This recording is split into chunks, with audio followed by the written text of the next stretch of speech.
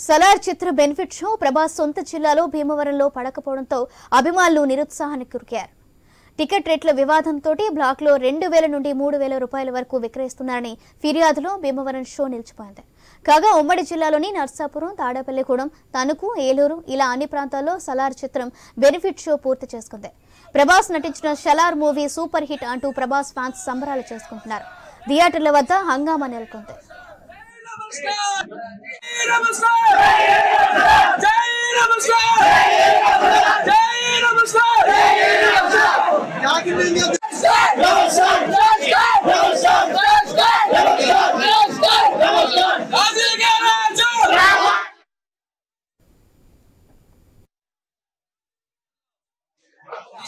చిత్రం తెచ్చిపోతుందని ప్రభాస్ ఫ్యాన్స్ తరఫున తెలుపుకుంటూ అడవిలో సింహాలు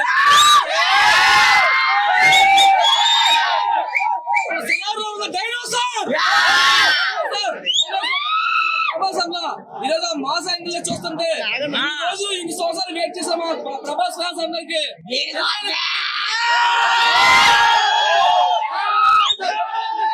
సెకండ్ హాఫ్ కోసం చూస్తుంటే అబ్బా అబ్బా అబ్బా మెంటలు చేస్తున్నా.